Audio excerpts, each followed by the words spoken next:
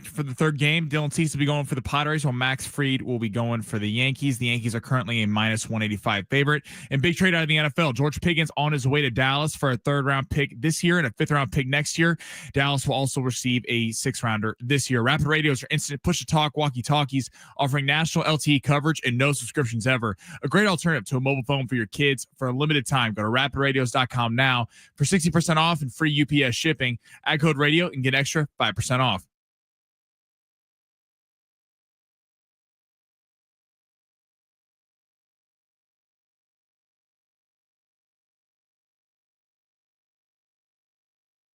Yeah, let's get it going on a Wednesday. What's going on, San Diego? Ben Fletcher, Sammy Long with you till 2 o'clock today. John and Jim will take over then. 3 big stories in the world of sports, at least here in San Diego today. Padres get smashed yesterday after a kind of rough night last night. We'll see if the Padres can recover today on getaway day from New York. The NBA had history made last night. Not sure if everyone saw how the Pacers-Cavs game finished, but one of the coolest finishes to an NBA game I've seen in a long, long time. We will discuss that at length. And then NFL news on May 7th. What are we doing here, NFL? What are we doing, Jerry Jones? Keeping the Cowboys name in the spotlight. You love to see it as a massive trade went down in the NFL. We will get to all of that over the next 2 hours here and react to all of it as well. A special notice for the text line today, 70470. Start your message with team. We're going to kind of erase last night's Padres game from the memory. We'll talk about it a little bit coming up in 10 minutes. But it's kind of one of those games you got to flush, right? A weird, good start from Michael King, and then you get into the 7th inning and all hell breaks loose. Yankees score 10 runs. But moving back a night before, when Fernando Tatis Jr. got tossed out of the game, what did he whisper to the umpire? Wrong answers only on the text line, 70470. Start your message with team. Try to make it readable on air so we can read them. If not, we're just going to be giggling. Or don't. We'll just edit them. We'll self-edit for you. But we'll be looking like fools while we try to giggle and think faster than our mouth can work. So try to make it readable for air. But 70470. Start your message with team. What did Fernando Tatis Jr. say to the umpire to get kicked out of 2 nights ago's game? Wrong answers only on the text line. We would love that for a little running theme on the day today. But let's get it started right away. We will get to the big 3 right now because every single day at 12 o'clock, Sammy Long gives you the top 3 stories in the world of sports. So you can go back after lunch and be like, hey, you know what that Sammy Long guy told me? Here you go. Sammy, hit the button. Your lunch break is here. Ready to go back to the office and knock the socks off your friends? I mean, coworkers? It's time for the top stories of the day. The Big 3. Couple ways to watch the show on YouTube at San Diego Sports 760. That stays live every day from 12 to 6 as we're on there. And then John and Jim are on there as well. We would love a subscription out of you at San Diego Sports 760 on YouTube. And then on X at Fletch and Sammy. At Fletch and Sammy. Follow us there and we'll give you a follow right back. Sammy, where are we starting today? All right, let's start in the NFL. George Pickens in a 2027 6th-round pick gets traded to the Dallas Cowboys for a 2026 3rd-round pick and a 2027 5th-round pick going back to Pittsburgh. How do we feel about this deal? Do you like it one way or the other? I feel bad for my friend Jamar. Our friend Jamar who watches the show every day, listens to the show every day. Jamar, text it, tweet at us for what you think about this. Diehard Steelers fan. Dude watches every single moment of it. Look. Last season, the narrative around the Pittsburgh Steelers going into the season was, are they going to make a trade for a wide receiver? This offseason, they make a trade for a wide receiver. They bring in DK Metcalf. You're thinking, oh, problem solved. George Pickens, DK Metcalf. Maybe they get Aaron Rodgers as their quarterback. And now George Pickens is gone, who I think has as high a ceiling as any wide receiver in the NFL. Insane catch radius, a super plus athlete, can get out and beat every corner on the wheels. Like, George Pickens is awesome. And him going to Dallas, that makes Dallas maybe have the best wide receiver duo in the league. But for Pittsburgh, is this just a sign that they're tanking this year? Is this a sign that they're done, that they don't even care about winning this year? It could be. I mean, does it matter if they get Aaron Rodgers? Well, that's what we'll get into a little bit later. Now it seems like with the not taking a quarterback, it didn't really make much sense because thinking on the roster during the draft, you had Metcalf in Pickens, and that this team is too good, or the supporting cast, even now without Pickens, the team is still too good. They're going to have one of the best defenses in football unless they pull off. There's been a little smoke about a possible TJ Watt trade, but we'll see if that happens. Dallas, I get it. It's tough because Dallas is always about the storyline. Go get me Pickens. But I like Pickens. Again, Mike Tomlin. Mike brilliant. Tomlin is one of the most player-friendly coaches there are. And he got fed up with George Pickens and all the unnecessary unsportsmanlike conduct penalties he had. He got benched at one time last year, and they had no other receivers. So now you go to Dallas, which is literally the biggest, media, everyone's scrutinizing, not well-run organization there is.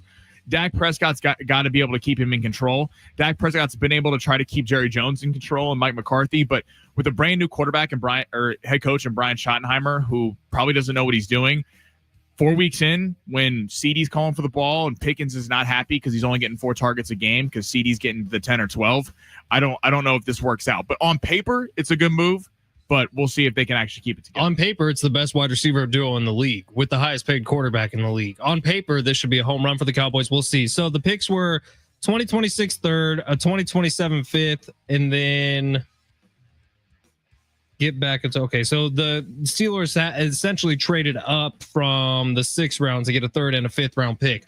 Does that mean the Steelers are trying to load up some picks to try to move up higher in the 1st round next year, potentially to get a quarterback? Yeah, I think they are.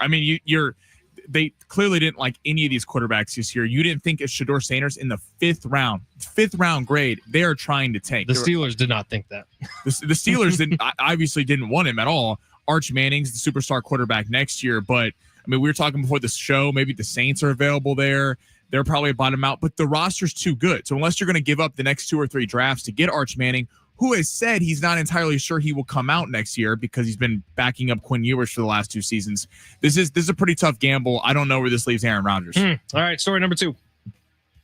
All right, let's head to last night. Was Indiana's 20-point comeback more impressive over the Cavs or the Warriors winning with Curry getting hurt early in the game? See, they're both wildly impressive to me, but I'm going to go with Indiana. The way Tyrese Halliburton won that game, I don't know how many times I've seen a play like that in basketball.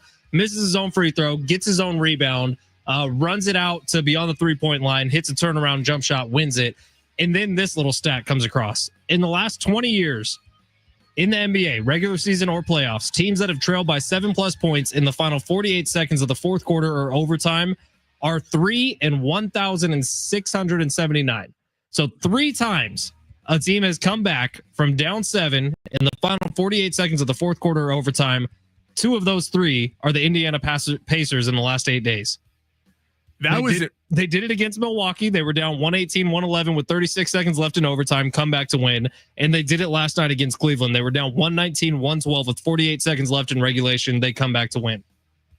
The Cavs, you got to feel a little bad for Donovan Mitchell. Dude had 48 points. Ty Jerome had 2. He got no help from the supporting cast. Now, Evan Mobley being out, Darius Garland being out, DeAndre Hunter being out certainly was a factor in this, but they're down 0-2.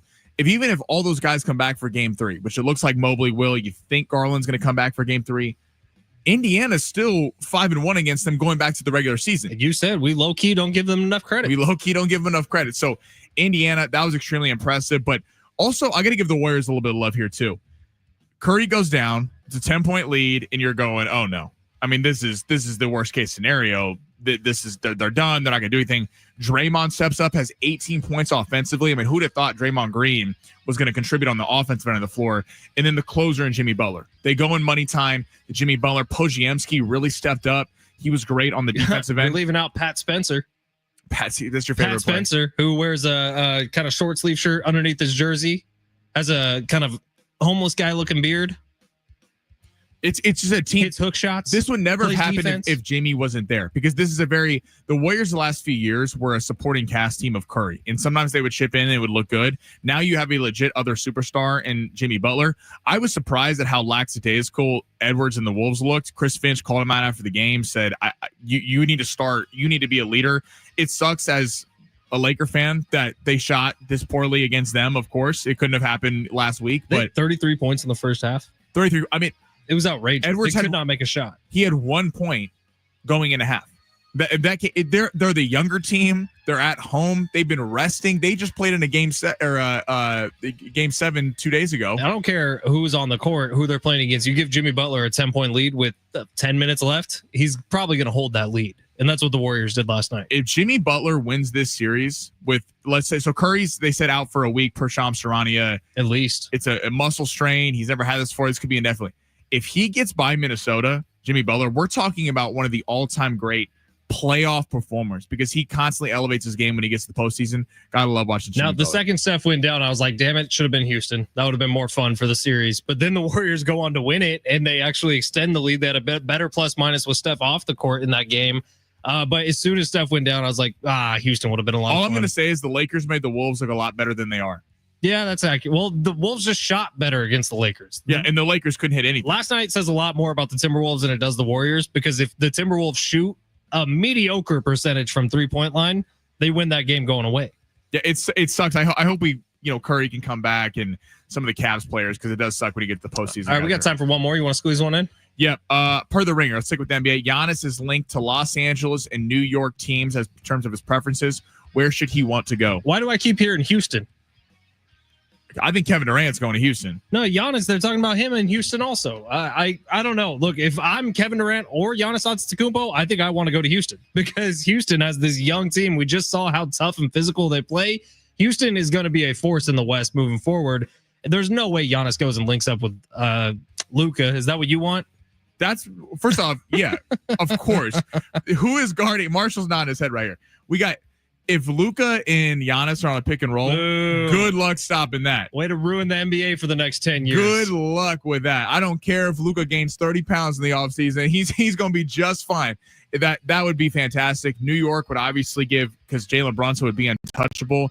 I don't know how they'll be trading those contracts. They're obviously still in the series here with Boston. Houston feels like to get Giannis, you'd have to give away the entire young core. I mean, Jalen Green would be gone. Jabari Smith would be gone. I don't really know what that does. They're kind of in a weird spot because they don't have a number one, but it's just a kind of a communal team. And I don't know. To get a superstar, you're gonna have to give away half that communal team. Giannis, I think Giannis needs a new home, even though it makes our own Brent Sperry very sick. Los Angeles, it could look very good out there in the purple and gold. Puke worthy is what it would be. Imagine LeBron retires this offseason and then he has the press conference. I want to retire to make room for Giannis to keep the LA. Or maybe LeBron strong. wants to take a discount and play with Giannis and Luka. Just throwing it out there. Lame. All right, it's San Diego Sports 760. We do have to touch on the Padres game from last night, and we will coming up next. It was bad. Look, Michael King actually pitched pretty well. He got through 6 really strong innings, gave up a homer to Aaron Judge, but outside of that, Michael King was awesome. But for the first time this year, the Padres bullpen let them down. Let's discuss coming up next. San Diego Sports 760.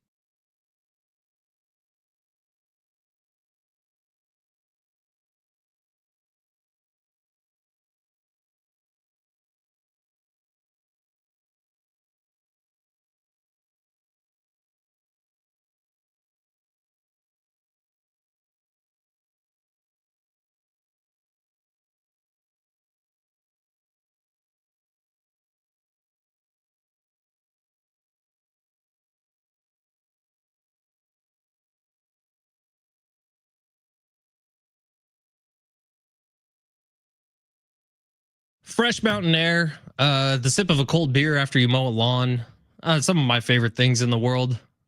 Waking up in the morning and realizing that you won on Prize Picks might be just as good as the rest of them. I had a winner last night on Prize Picks going in the postseason basketball action. I had a 3-pick lineup that ended up winning.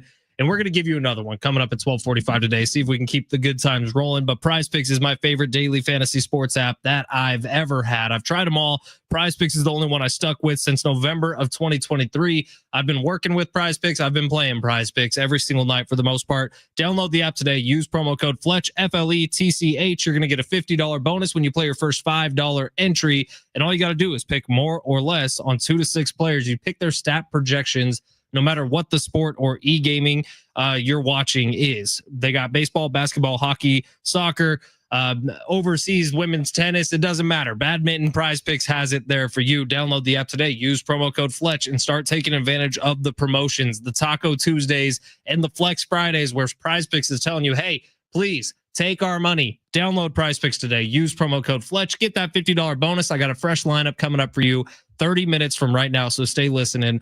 It's San Diego Sports 760. Download Prize Picks today and run your game all season long.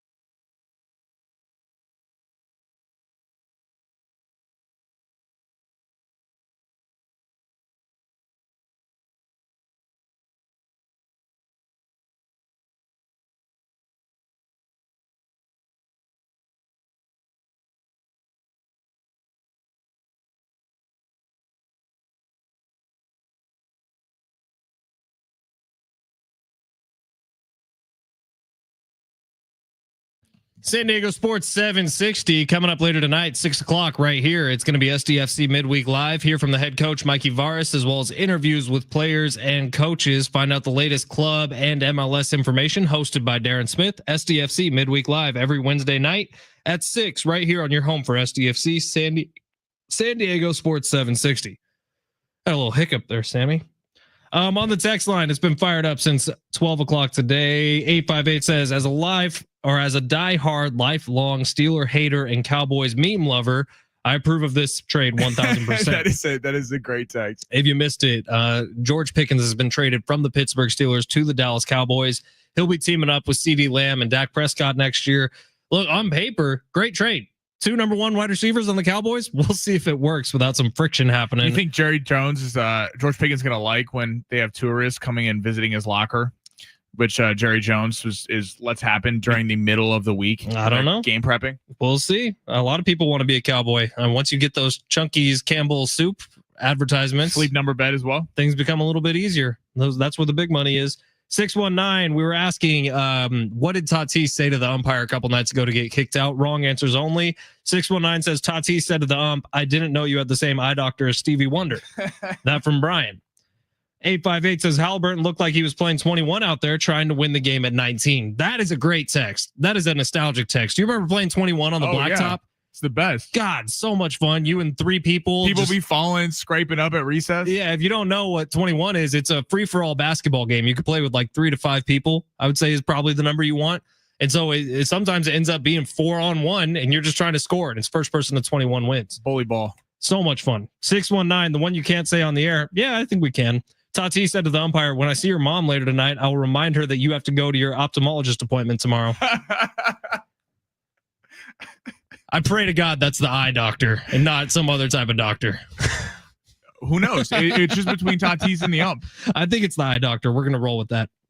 All right, speaking of the Padres, last night went about as bad as it could go from the 7th inning on. Look, Michael King, you're watching that game. He's kind of got his stuff rolling. He's good through 6. He gave up 2 runs. You kind of take that every time for Michael King. If he gives you 6 innings, giving up 2 runs, one of them, by the way, was a home run to Aaron Judge, who that's what he does. He hits home runs. The other one, it was a Fernando Tatis Jr. throwing error. So Michael King really gives up 1 run through 6 innings, but there was 2 on the board because of the Fernando Tatis Jr. error. The Padres score enough. They're up 3-2. And then all of a sudden the floodgates open up, and it starts with Adrian Morejon and then Wandy Peralta, and you just could not contain the Yankees offense anymore. A grand slam got hit. There were some bad fielding choices by the Padres. It ended up being really ugly night out at Yankee Stadium. And I don't really know what you take from it. All the momentum that we talked about from the moment Mike Schilt came out of the dugout and went up to the umpire and defended Fernando Tatis Jr. and the kind of fire that created in the Padres, I don't know that it completely gets snuffed out because of one really bad bullpen appearance. And I don't know that we should really take that much from one really bad bullpen appearance. But it does kind of stink, especially when you feel really, really high after game 1 against the Yankees. And then game 2, it doesn't get much worse. Well, yeah, I don't think we need to go back on the Schilt, the kind of fire that the team had. That's still going to be there. Last night, to that point, Fletch, it feels like it's hard to destroy them because the bullpen's been so good all year. Last night, they were bad. Let's just speak it like it is. Peralta was not good. Morejon, they gave up 10 runs in the span of an inning. That's not going to get it done. The Yankees are a good baseball team. They weren't going to get held down. I mean, they were in the World Series last year. So I think the more important thing is you saw the fire from the Padres game 1, the comeback. You saw yesterday where they got blasted. Let's just say it like it is. They 3-2 lead going into the 7th inning. You feel pretty good about that most times. And they gave it up. Now it's a rubber match. And I know people are going to go, well, it's May. Who cares? It's just a series. We'll keep going back to the Padres beat up on the teams they should beat. They've lost a lot of full series when they played upper tier competition, aka the Cubs. They got the 2-game series against the Giants, which was great for the team. But this series matters in terms of everyone was watching that game last night. It sucks that was the game that was on primetime, of course, for everyone to see across the country. But Yankees, obviously, everyone's paying attention. It makes the Sports Center highlights. It's people are going to be paying attention to it.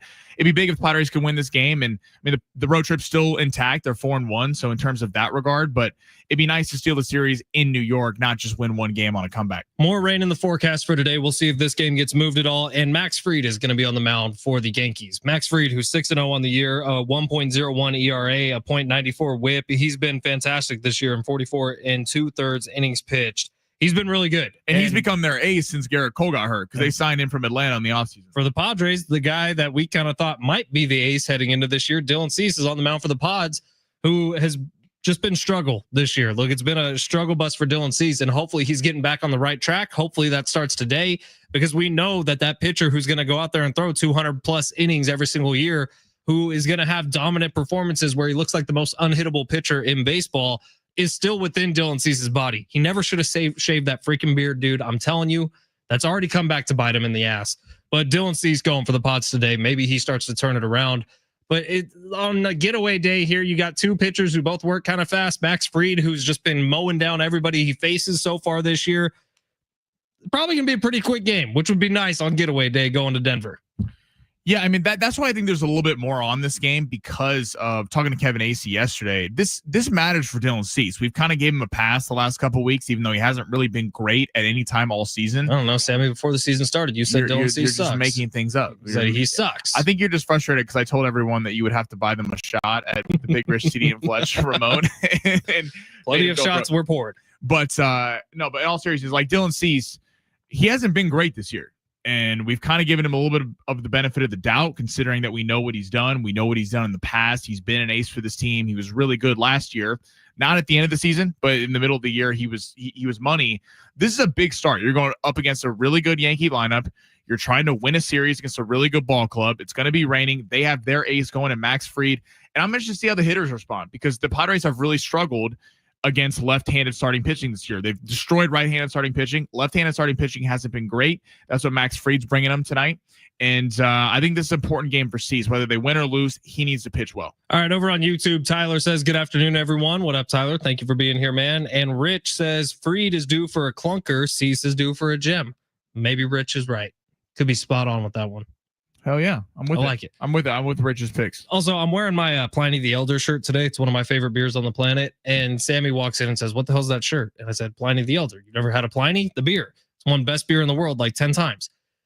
Sammy doesn't know what Pliny is, so I'm going to buy Sammy a 12-pack of Pliny so he can taste this beer. But he also doesn't think that he's the only one who doesn't know what it is. Marshall sitting right here doesn't know who it is. Please let him know how good Pliny is. 70470. If it's a great beer, I'm all for it. Start your message. It wasn't really about the beer. It was more about the fact that you kind of have a 5-shirt rotation that you go in here. And I think it's important for our listeners, people watching on YouTube and X, to spruce it up a little bit. You know, not give them the same look every day. Do we need to go to the mall? Do we need to go shopping? I'll take you out. We'll go on a little shopping spree. I generally don't wear shirts that I purchase. You don't wear well, that makes a lot of sense. I don't purchase clothing outside of like golf shorts, because I got a specific brand of golf shorts that I like. But outside of that, it's just what gets given to me. So the same wardrobe's been the same since 2003. Yeah, it pretty much brought to you by Walmart for the most part. Brought to you by Walmart. Mm-hmm. Yeah, as long as the Hawaiian shirt doesn't get busted out again, I think we're good. Ooh, the Hawaiian shirts are good. That's a Friday thing, though. Today's a Wednesday. Speaking of which, Rich, I had 3 Pliny the Elders at the Dos de Mayo party before 10 a.m. Shout out to Rich. I'm all for that. If the beer's great, I'd love to. I'm always down to get beer bottled. It's not just great. So like the IPA movement, when it first started, Pliny was like on the forefront of it. Pliny was like numero uno. It's actually the only one that's like not made in San Diego that people have that's truly, truly great. Let's go. Where do we get it at? Just a local bar? Everywhere. I mean, no, it actually runs out pretty quickly, but Keg and Bottle does have it in Del Cerro. So we'll go there and get you a beer. San Diego Sports 760. Take a quick break. When we come back, reaction to the trade that rocked the NFL world this morning. We'll tell you all about it coming up next.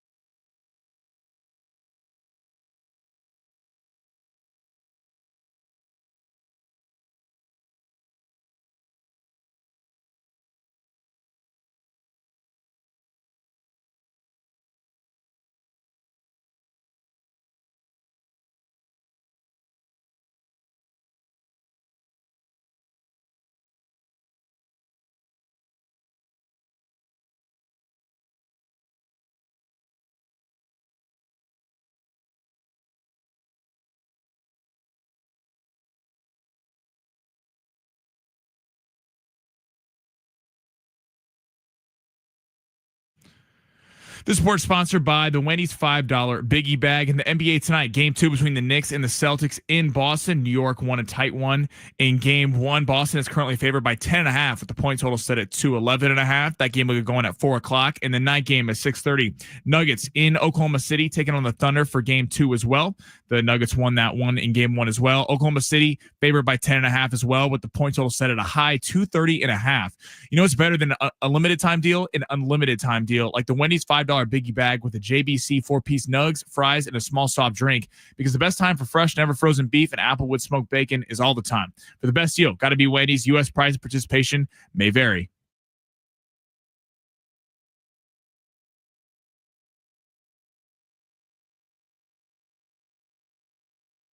So last night in the Pacers and Cavs game, there was a chant that was raining down from the crowd. It was in Cleveland, and they were chanting overrated at Tyrese Halliburton, which has become a popular thing to do. I don't know what he did to deserve that, but Donovan Mitchell, in the midst of all that, is trying to cool down the Cleveland crowd, saying, hey, don't chant that right now, dude. This game is not out of reach yet.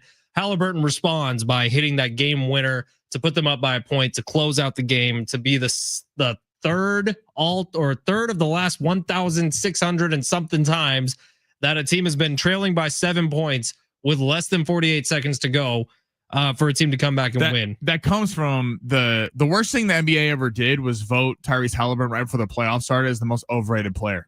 Ew, dude, that's why that came from. That's why they were chanting overrated at him. I don't know what the Cavs fans are doing, considering they were down 1-0 at the time, and then the Cavs are in trouble. Tyrese Halliburton's sick too. What about him is overrated? Because he goes on the Pat McAfee show? Because he's like public facing? Because his dad's kind of a jerk? I love Tyrese Halliburton. I mean, he was cool too on the Olympic team. He didn't play. He kind of knew his role. He's like, I'm a young guy, knowing that 4 years from now, when the Olympics are in LA, he'll probably be one of the stars of the team when Curry and LeBron and Kevin Durant are playing. You know, he didn't really cry about it. He just sat there. He posted a funny thing after. He said, you know, when you do nothing on the group project and you still get an A. I mean, he kind of just does his thing, plays in Indiana, and it's cool that he's kind of getting some love because he deserves it. And seriously, if you go through who's been the best playoff performer so far this year, if it's not Tyrese Halliburton, number one, he's definitely within the top 3 of so far this offseason. The reason I brought that up, though, is because you just did a Wendy's ad read. Wendy's, terribly underrated. Oh, Wendy's is legit. Like, it is a damn good burger at Wendy's. And I don't know why that when we talk about fast food burgers, it's always just In and Out at the top. And then you kind of start to go down the list before you get to Wendy's. Wendy's should be right up there. Can I give you the most overrated fast food? And I might get some pushback. Hopefully they're not a sponsor. Is it McDonald's? Not McDonald's. You said Five Guys? Marshall says Five Guys. I'm going to go Chick-fil-A. And I'm going to tell you why. I don't think there's enough food there for how like, if we're going to go unhealthy, like, I'd rather go KFC or something where we're getting some real fried chicken. At Chick-fil-A, the ads also annoy me. You know, where the family, they're sitting there and they're like, oh, my life's changed because I went to Chick-fil-A all day. The Chick-fil-A ads annoy me. Sorry, I'm actually updating the iHeartMedia website. Need a new co-host for the show. The hell is wrong with you? You don't like Chick-fil-A? No, it's not that I don't like it. It's just everyone's like, it's my favorite fast food. I'd rather go to Dave's Hot Chicken. I'd rather go to KFC. I'd rather go to Dave's Popeyes. Is sick. I'll be at Dave's trumps Chick-fil-A. Dave's Hot Chicken is legit. Chick-fil-A. There's nothing wrong with little Chick-fil-A. I'm not saying it's bad. I'm saying people say they have. Oh. I live with a buddy of mine who it's his favorite thing, would like eat it 3 times a week. I'm like, I'm so burnt out on Chick-fil-A. Yeah, my buddy who I live with, aka my wife, Chick-fil-A is also her favorite thing. So we eat Chick-fil-A a lot, but I do like Dave's better. Dave's is freaking good, man. All right. Before we get too much further, can I tell you my favorite part about this Dallas Cowboys Pittsburgh Steelers trade? And it's not even close. It's the fact that there's going to be Dallas Cowboy fans all over the place from now until September 10th, when the football season starts, saying we have the best wide receiver duo in the league.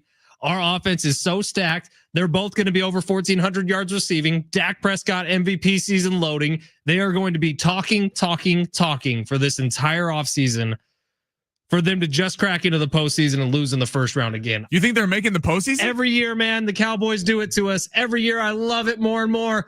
Every year, the false sense of hope for the Dallas Cowboys that comes out into the open because they do have a stacked offense. They have a really good offensive line. Dak Prescott's finally going to break through.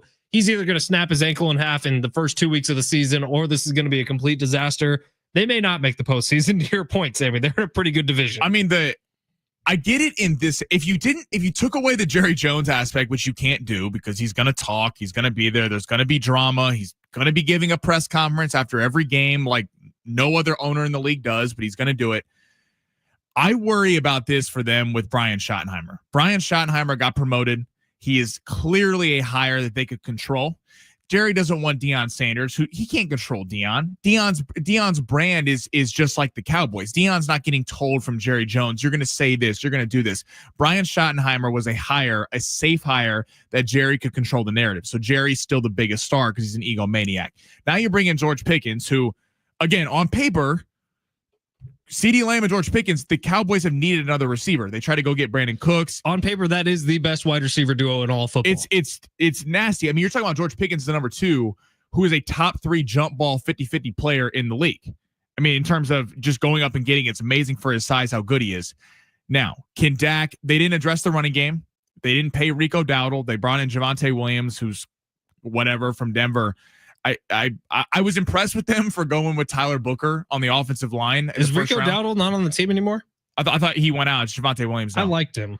I mean, I was impressed with Jerry for going with Tyler Booker, guard out of Alabama, because that wasn't the sexy pick in the draft. It didn't create headlines. But then, of course, Jerry a week later can't be out of the headlines. Drafting a right guard is not sexy. So what do? We go get George Pickens. It is funny, man. And you were right. Rico Dowdle now with the Carolina Panthers, which I actually don't hate for their backfield. Bryce Young gets a little bit of juice back there.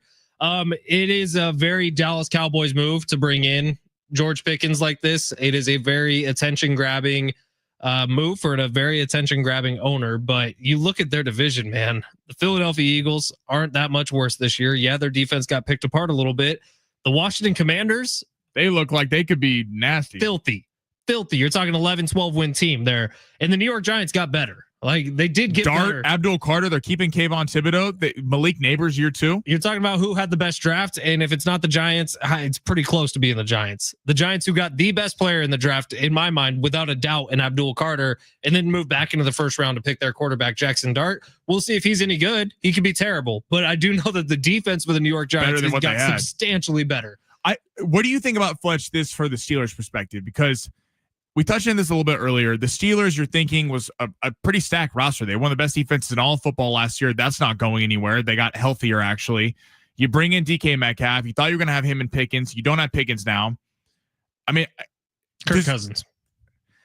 I don't get there. Aaron Rodgers clearly is not interested in playing football. I don't know how many times we have to see this. Aaron Rodgers is more interested in doing darkness retreats and hosting Jeopardy and doing all the stuff than actually. I mean, he would have decided if he was coming off the New York Jets, knowing that the criticism was that he didn't care, he wasn't there, he wasn't interested in learning with his teammates. You would think that if you were like, I want to play NFL football, I would be completely invested. I wouldn't be talking about possibly retiring. And then he gives that weird interview on McAfee where he's going off about his personal life.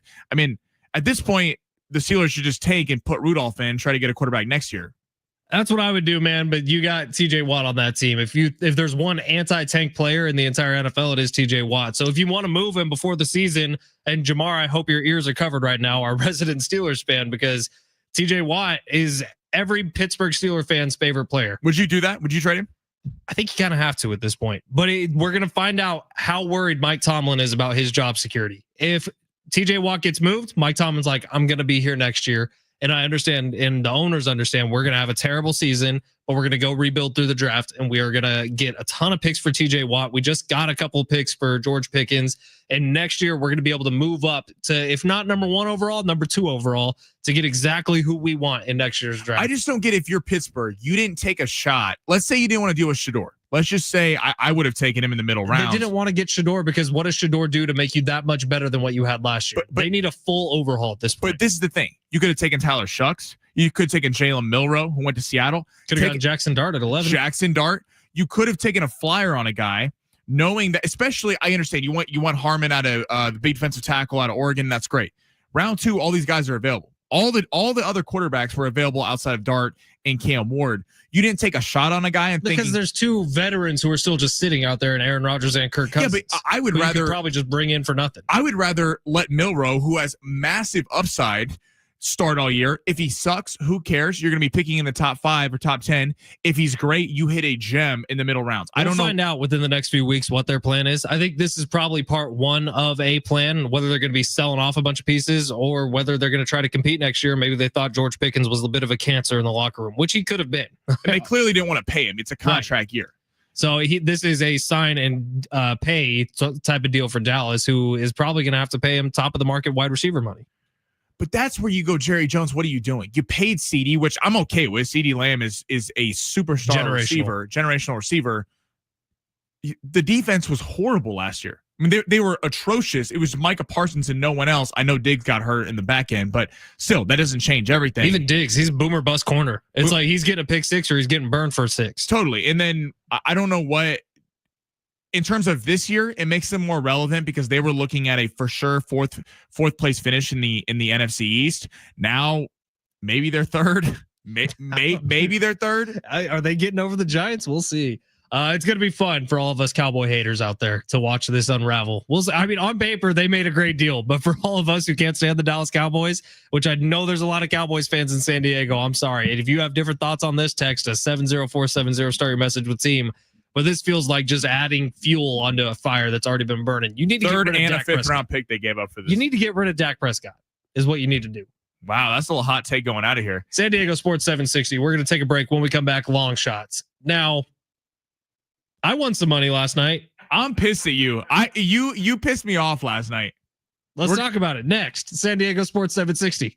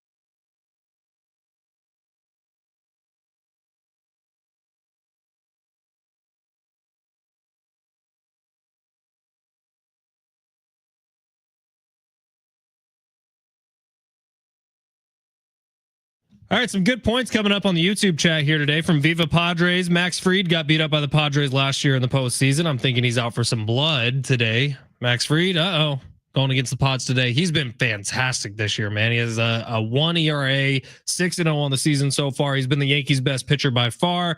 And then our buddy Rich said Fletch knew that he had to flip on Buddy Hield and veto Dante DiVincenzo. I did know that yesterday.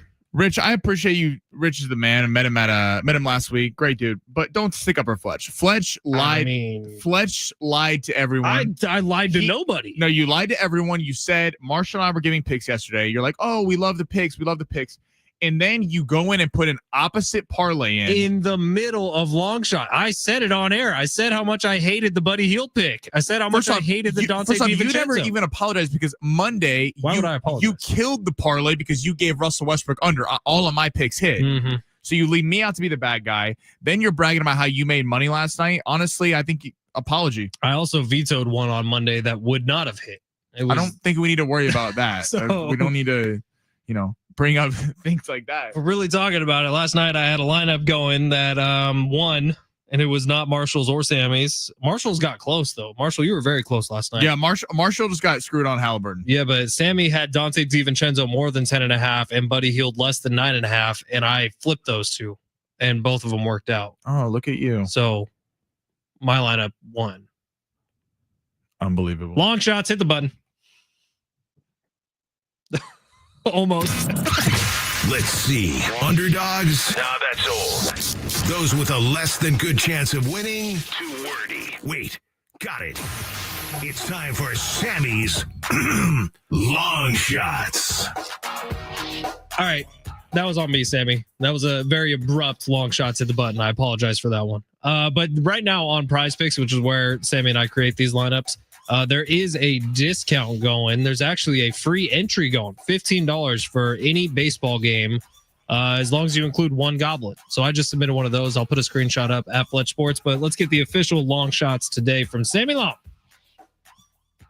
All right, we got so I can take out the Padre one, but everyone's talking about Max Fried and Dylan Cease. Mm-hmm. So I like the first inning runs allowed. Now, part of me wants to go over because you got Tatis, you got Aaron Judge, you got Machado, you got all these great hitters. But Max Fried, the Padres have struggled against left-handed pitching. So I think he's going to, if they're going to get to him, it's going to be later in the game. And Dylan Cease is a big night for him. I think Dylan Cease really needs to come out and be effective early in this game. And to be fair to Dylan Cease, and most of the starts this year, he's been pretty effective early. He's just been bad when they got to the 4th, 5th, and 6th innings. So we're going less than one first inning runs allowed. So, Fletch, if you want to veto that, that's fine, but that's what we're doing right now. I agree with it. I included that in my all Major League Baseball lineup. Okay, perfect. All right, now I have 4 NBA picks. Fletch, you're going to veto 2 of them. Mm-hmm. All right, starting in the early game, Boston, New York. So Boston drops game 1. Real surprise, missed 45 3-pointers. 45 3-pointers they missed in the game. They lost by 3 points. So I guess kind of a testament to them. But shout out to the Knicks for getting game 1. Boston needs to win this game because you take this back to the Garden. The Garden's a tough place to play. I don't think they come out of there 2-0. Jason Tatum did not have his best game, was really bad in the fourth quarter, only hit 1 3 in the fourth quarter in overtime. I think he's having a bounce back game. More than 28 points tonight for Jason Tatum. Jason Tatum, to be fair to him, a lot of the times when we start doubting Jason Tatum, he comes through with a big performance like winning the title last year. So more than 28 points for Jason Tatum. On the other side, Mikal Bridges, less than 14 points. He had a great game, 1, except he played 53 minutes in the game. He played like he only came out of the game for 2 minutes during the overtime and everything in the game. I think he's going to be gassed. He's going to be tired. This is part of Tom Thibodeau's thing. Credit to him for only playing his guys and they got the win. I think tonight he could, even if Boston is blowing them out like Vegas is expecting with a 10.5 point spread, I think they could sit him and try to get him some minutes for game 3. So less than 14 points from Mikal Bridges. On to the night game. Jalen Williams, 22.5 points, more than for Oklahoma City. Shea needs some help. Oklahoma City, this is a big game tonight. They send this back to Denver 0-2. They're not winning this series. This series might be done in 4 games or 5 if they don't win this one. It cannot just be Shea Gilgeous-Alexander. He needs help. Jalen Williams, this is going into the season. We said, is he a good enough number 2 to get you over the hump? They got eliminated in the second round last year.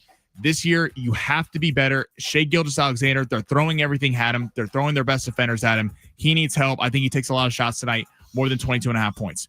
And then my last one, Aaron Gordon, 25.5 points, rebounds, and assists. This is a juice line. We're going less than on that. Aaron Gordon's a very good player. is kind of a mismatch problem, but I think they're going to be looking out for him a lot more in this game, considering he got a game winner against the Clippers a week ago, got the game winner in game one. They're not going to let him beat him. And I think Vegas is baiting us a little bit with this, thinking that people saw the game winner, wanting us to go over. So right now, for Fletch vetoes, Dylan Cease and Max Fried, less than 1 first inning run allowed. Aaron Gordon, less than 25.5 points, rebounds, and assists. Jalen Williams, more than 22.5 points. Mikal Bridges, less than 14 points. And Jason Tatum, more than 28 points. Fletch, what are we thinking? What's going on over there? My mic was off. I don't want to sound like a jerk. You were so mad at me earlier. No, I just whatever lineup we all enter. All right, I want to be Tatum. the lineup that you enter. I don't love Tatum. Okay, we'll take Tatum out. I'd like to take him out completely because, I think you're right, especially the point you made about Mikal Bridges and why you're taking the less than because you think Boston's going to be up by so much. There's a chance Tatum gets to like 25. Okay, I like that. Sits That's the rest fair. of the game. I would switch Jalen Williams and Lou Dort. Okay, because Lou Dort in the first game, OKC in Denver, when Shea got doubled, the ball was going to Lou Dort, not Jalen Williams, more often than not. so we want a Lou Dort over. And his is a lot more gettable, 9.5 9.5 points. 22.5 is a lot for Jalen Williams. I like 9.5 for Lou Dort. We're trusting you with this. I like that. All right, so final lineup. Mikal Bridges, less than 14 points. Aaron Gordon, less than 25.5 points, rebounds, and assists. 0.5 first inning runs allowed. Dylan Cease and Max Fried, less than. And Lou Dort, more than 9.5 points. Rare, I thought the only more in a parlay I would do would be Lou Dort. Yeah, but we're going for it. 9.5. He's got a lot of confidence rolling off a good game one. We need to win. We entered this right now. Last night, Let's show the camera to make sure that you're answering this. Dude, it's already entered. It's done. There we go. Do you see submit? All right, view board. I don't want our listeners being lied to. It's in. It's submitted. I would never lie to you. I like our picks tonight. I do too. I actually feel really good about him. I like Lou Dort a lot. I don't know if you could tell, but the way that he played against Denver, if they had a team full of Lou Dorts, they're going to be fine. He was undrafted. He got picked up by OKC. He is the glue guy on that team, and you can Best defender on the team. Easily best defender. And when it got to the moment where it's like Denver's charging back, it wasn't Jalen Williams they were going to. SGA was being double teamed. It was kind of tough for him to get anything going. Lou Dort was the guy. He was hitting threes. He was working well inside. I like Lou Dort a lot. I think he plays the basketball in kind of a really, really fun way. All right, and the Padres can touch up Max Fried in inning 2. We need Cease. We need no scoring inning 1. We've been burned on this a few times. We're still riding with the less than. We've gone less than multiple times. We've gotten burned. This might be the last time we ever do a first inning. The one time you threw a more than on, I vetoed it, and it wouldn't have worked. It would have been less than. We're due. We're very due to win a lineup today. Sammy is very due. I won a lineup last night, so I don't really no know one wants to hear about you fading everyone's picks and winning. All right, we got a text regarding the Dallas and Pittsburgh trade from the 859. I'm guessing this is a Dallas Cowboys fan. Says Dallas needs to trade Dak and Micah in order to get good value back and clear up some cap space, then do a rebuild with young guys. Interesting. I don't know if I'd trade Micah Parrish. Parsons. Micah Parrish played at San Diego State. My bad. I don't know that I would trade Micah. That dude is one of the more special defensive players in the league. How much is he getting paid? It's a lot. It's a lot. I'm with you. I'm definitely with you on the Dak. Well, not now. I wouldn't have got Pickens. I would have traded Dak. I would have traded Parsons. I would have tried to trade everyone and restart this thing. I would have paid Dak last year. The most money any quarterback in the league is getting. We go back to this. Dak Prescott is the worst kind of quarterback to have because he sells a lot of tickets. He sells a lot of jerseys. He puts up a lot of stats. He was second MVP voting 2 years ago. So it's not like he can't play. He can play. But when he gets to the playoffs, he's not a better quarterback. Let's go in the NFC. Is he better than Jalen Hurts? No. Is he better than Jane Daniels? No. You take Caleb Williams over him. If you were at the cost point, if you were starting a team, you would take Caleb Williams over him. Hell, you might have an argument with Kyler Murray, Matthew Stafford. I mean, your boy Brock Purdy probably I'd still take Dak, but that's a story for another day. God, you're such a hater. You really are. I did see a very alarming article yesterday that Brock Purdy was going to get paid more than every quarterback except for Dak Prescott. God, I hope that happens. I hope it doesn't. Please, John Lynch, come through for us, baby. All right, it's San Diego Sports 760. We got a whole nother hour of this coming up next. We'll preview the Padres game tonight a little bit more. Look at the NBA games that are coming up tonight. We got 2 good ones and had 2 great ones last night. One final thought on those games from last night coming up next. It's San Diego Sports 760.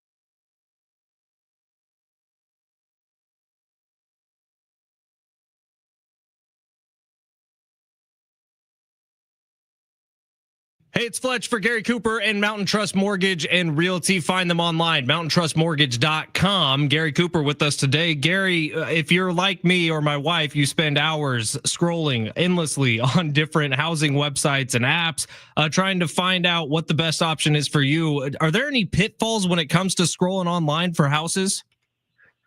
Well, there sure is. And we kind of discussed it when you and your wife were here at my office, and that is try to stay off of those websites because they're all trigger lead websites. You click on one and ask for more information, and you're going to get hammered. Your phone will blow up with all these realtors that aren't even associated with the property calling you to give you information and try to earn your business. The difference is that I have direct access to the MLS. I can set you up on your search. You can alter the search if you'd like to, but you're not getting your phone blown up with all these people trying to solicit you and give you, a riot of information. We all get too many spam calls. I get them every single day. Call Gary Cooper today and avoid those for the rest of your life. 858-376-1299 or visit Gary online at mountaintrustmortgage.com. Gary Cooper cutting through the shell games, the smoke and mirrors, and making real estate a little bit easier for you. Call Gary Cooper today, 858-376-1299 or visit him online at mountaintrustmortgage.com.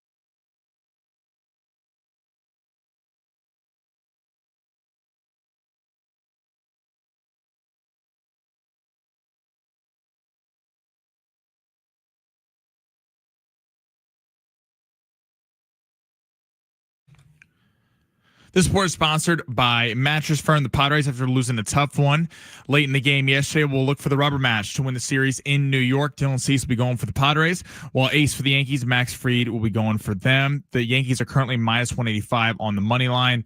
And in the NBA game of the day, the Knicks are in Boston for game 2 against the Celtics. They won game 1 on a tight one off Jalen Brunson clutch time play. Don't postpone better sleep. Shop Mattress Firm's Memorial Day sale now.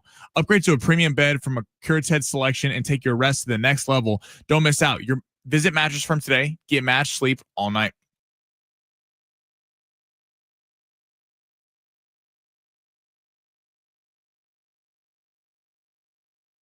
It's hour number 2 here on San Diego Sports 760. Ben Fletcher, Sammy Long with you till 2 o'clock today. John and Jim will take over then. If it's your first time trying us out, we sure do appreciate it. Thank you for hanging out. Kick off your shoes, stay a while. It's more comfortable that way. Our buddy Kevin on YouTube says, what up? Finally catching the YouTube stream. What's going on, Kevin? Says, and Fletch, that was my text. The reason I said to include Micah was to get value for Dak. His contract is so bloated that nobody's going to take it. So Dak Prescott and Micah Parsons go to the same team somewhere, and you have the Dallas Cowboys reinvented. Ooh, Kevin, shout out to you. It's a good text. Yeah. Jerry wants drama, though. Jerry ain't gonna have some scrub quarterback, Cooper Rush, doing I like things. my McDonald's with a whole packet of salt and an extra side of drama. Again, as long as Jerry Jones wants to win, but at the end of the day, as long as Jerry's being talked about on every radio show in America and they're leading First Take every morning, Jerry's happy. As long as he gets some Stephen A. laughs. Do you think he likes it when Stephen A. laughs at the Cowboys? It boosts the brand. It does. Dude, Jerry Jones is the only owner to build a mall with restaurants and car dealerships around the stadium. Does that happen in anywhere else in the country? I mean, it's happening currently with SoFi. They're starting to build up like crazy around there. Now, Sammy, in your update for hour number 2 to open it, you said the NBA game of the day, the New York Knicks taking on the Boston Celtics in TD Gardens. Is that what it's called now? Boston Gardens, TD Gardens. That is the best game of the night coming up. But Denver OKC, I find far more juicy coming into tonight. And we'll talk about them coming up in about 10 minutes. We'll give you the full preview. We also have a pair of tickets to give away to the Outlaw Music Festival going down on May 15th at the North Island Credit Union Amphitheater out in Chula Vista. Willie Nelson, Bob Dylan, Billy String, Sierra Hull, all performing live on May 15th. Tickets at Ticketmaster.com if you want to win them. Keep listening for the next 20 minutes or so. We'll be giving those away. All right, every hour we open up the hour with the top 3 stories in the world of sports, where Sammy just scours the internet, scours the old newspapers, and finds you the top stories so that when you're coming off your lunch break, you head back into the office, you open up that water cooler, and boy, you blow away those coworkers with some knowledge. Sammy, hit the button. Your lunch break is here. Ready to go back to the office and knock the socks off your friends? Coworkers? It's time for the top stories of the day. The Big Three. If you want to watch the show on YouTube at San Diego Sports 760, on X at Fletch and Sammy, we would love a subscription on YouTube. We would love a follow on X. We will hit you back right away. And if you miss any part of the show today, you can find it on the podcast a little bit later on the free iHeartRadio app. Just search the Fletch Zone and add us to your presets with San Diego Sports 760 as well. Do all the things that'll make our bosses smile during our next meeting. We sure would love that. Sammy, where are we starting?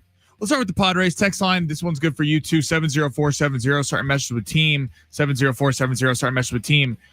Does winning this game tonight mean more?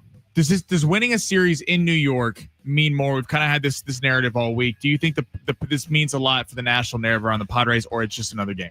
I would lean towards it's just another game, but that doesn't mean it doesn't mean a lot, right? Because coming up tonight is one game out of 162, but this one counts just as much as any of the other 161.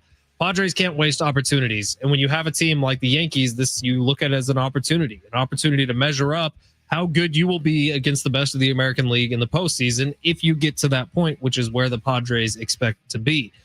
Wild expectations? Yes, but they're one of the best teams in baseball right now, according to their record.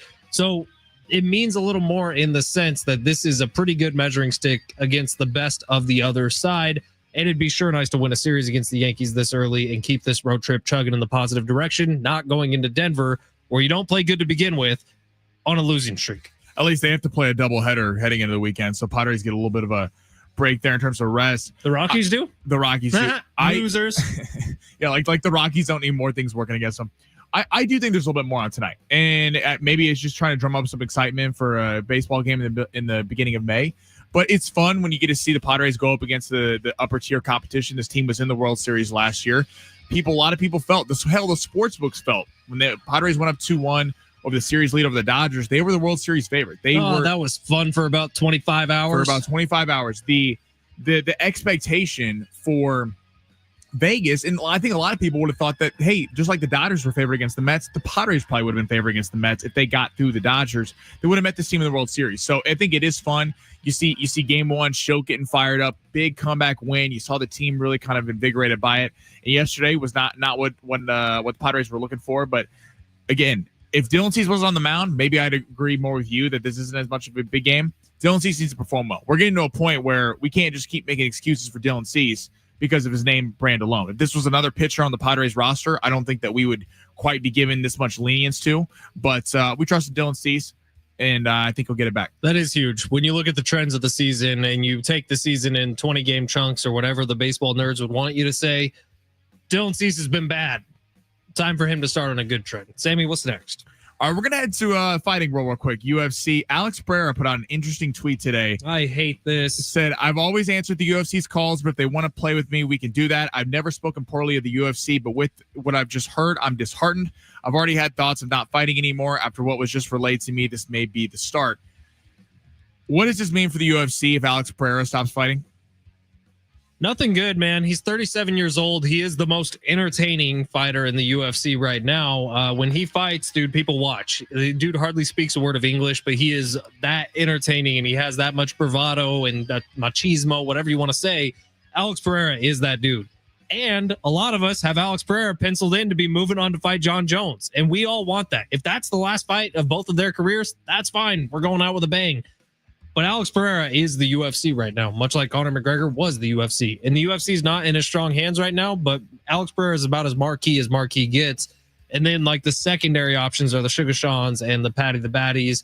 But if Alex Pereira is pissed at Dana, I want to know what that means from what Dana did. Did Dana say, hey, we want you to go fight John Jones. We're going to pay you half of what we're going to pay John Jones? That's the only thing that makes sense in my head. Yeah, this is the UFC. So UFC and boxing have obviously been compared for years. Boxing has the problem with boxing is we haven't gotten the fights we've always wanted to see. People want to keep the O on the end of their record. This maybe ties back to Floyd Mayweather kind of being the undefeated fighter. And promoters have gotten in the way of this, and people get frustrated with them not fighting the top tier competition. The UFC has done it right in the sense if they make everyone fight each other. If you're going to fight the number one contender, but they've maybe lacked some of the star power. Take aside of Conor McGregor or Sugar Sean O'Malley that boxing's had. And Alex Pereira is a lot like I compare him to Manny Pacquiao. Manny Pacquiao didn't talk a lot. He didn't have to run his mouth on the mic because he was such an exciting fighter. He was a pressure fighter. He would walk people down. Pereira was running through everyone, knocking everyone out. I mean, those two fights against Adesanya were amazing. And the fact that he got him in the fifth round, the first one, Adesanya comes back and avenges it in the second, just been kind of running through everyone all the way up. I don't know if it's long been rumored Dana doesn't pay his fighters. I don't know what the things are. I'm not making any accusations. Conor McGregor's pretty rich. But you got to remember, Conor McGregor is marketable outside of the UFC. If you took a bunch of people and said, who's Alex Pereira, who maybe don't watch the UFC, they might not know. Go ask 100 people who Conor McGregor is. 95 are going to know. My grandma knows. The star of Roadhouse? Exactly. My grandma knows who Conor McGregor is. She doesn't know who Alex Pereira is. So it is a blow for the UFC if he's done fighting. It'd be a shame because he really is such an exciting fighter, but we'll see. Hopefully they can get it figured out. Dude, you got to keep Alex Pereira. Dana, open up the checkbook. I know you got it. Next. All right, heading to the NBA. Steph Curry out for a week, and then will be reevaluated with a muscle strain per Shams Charania. If they're up 1-0 in the series, where are you at? Do they have any shot to win the series if Curry's out? They do if he comes back. Look, last night was not about the Golden State Warriors and some huge resilient effort that like ESPN wants you to think today. This was not the Warriors who, without Steph Curry, were able to withstand the blows of the Timberwolves and Anthony. No, the Timberwolves sucked at shooting last night. That's the story. Like, yeah, the Warriors held them off. That's fine. They did play good defense, but Minnesota had some wide open threes, especially in the first half, that they weren't even getting close on. Dante DiVincenzo should have had more than 10 points last night. He had wide open looks from beyond the arc. If Minnesota shoots at all better in game number 2, Warriors get beat by 20, and then it's going to be a damn good challenge when they get back to the Chase Center up there in the Bay Area. Before they get Steph back, it's going to take like Herculean efforts from Jimmy Butler and from some guys we've never heard of. And then something you brought up before the show, Sammy, Kuminga is going to have to play a role with Steph Curry on the bench. That's what I was going to get into. So now it's interesting because Kerr clearly has not wanted to play Kuminga. That relationship has been, we had Mark Willard on, seems fractured. Seems like he doesn't want to play, and Kuminga hasn't really gotten the leeway for a player of him. He's not just a pure shooter. He's a slasher. He's a scorer, get to the basket, facilitating type player, kind of in the ilk of a Jimmy Butler. He's not Jimmy Butler, but that's kind of how he plays. You got to play him now because he is the kind of talent that could go up, that could drop 30 in a game. Relying on Buddy Hield's great and Moses Moody, but relying on Buddy Hield and Moses Moody over a 7-game series to win you games, probably not going to work out too well for them. Relying on Jimmy Butler and Jonathan Kuminga. You're forgetting about Pat Spencer. Pat Spencer. I mean, if this is, it's interesting. If they're able to pull this off, Jimmy Butler, we're to start talking about all-time great playoff performers. What he's been able to do when he took down that Celtics team a couple years ago, got to the finals against the Lakers, got to it against the Nuggets, and with not a lot of help there in Miami, I don't think they're done yet. It's big that they won that game. You can't count on Draymond to have 18 points like he did last night. That's where Jonathan Kuminga 16 of those were in the first half, by the way. He just like started off on fire shooting, and then Jonathan Kuminga has to become a featured player in this. The Wolves, man, yeah, it makes me sick as a Laker fan that they might walk their way to the Western Conference Finals. But what's bizarre about the Kuminga thing, and just real quick to nerd out basketball way a little bit, the Warriors' whole entire offense is based on off the ball movement. Like if you just watch Steph Curry, how he gets open on shots, it's not easy, man. The dude's running miles just on the offensive side of the court to try to go under screens and pop out.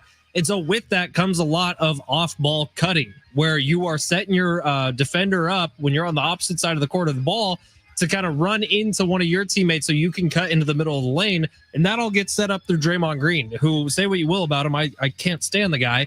He is one of the best interior passers in all of basketball. And Draymond Green is so good at getting to his spots in the key and just expecting someone to be there. Kuminga is a natural slasher who is crazy athletic, who is really good at finishing inside. So if Draymond Green needs a running mate here, Jimmy Butler's very good at this. Kuminga is one of the best in basketball at it, where he's able to just kind of wait, and then pick his right time to slash, and then just catch the ball inside the paint, jump up for a dunk. He did it 2 times last night. And then if he's not scoring, he could throw some fouls because of his length. At Edwards, at Jaden McDaniels, he has to be playing because the Warriors rely on small ball. Without Steph Curry, it's pretty tough to win small ball games. But maybe they can kind of reinvent it a little bit and become a little bit more of a power team if Kuminga gets Pat Spencer, MVP. It's coming. Dude, his little hook shot. The dude might be 5'10". I don't know. He's tiny, but when he's playing, he do you relate to Pat Spencer? I think I do, yeah. Except he has better facial hair than I do. I'll work on it. He's got that like Taylor Sheridan. It looks like he could star in one of the Yellowstone spinoffs. Yeah, Pat Spencer does. All right, it's San Diego Sports 760. We'll go hit some baseball coming up next. Also continue reacting to this trade that rocked the NFL this morning. That's next. San Diego Sports 760.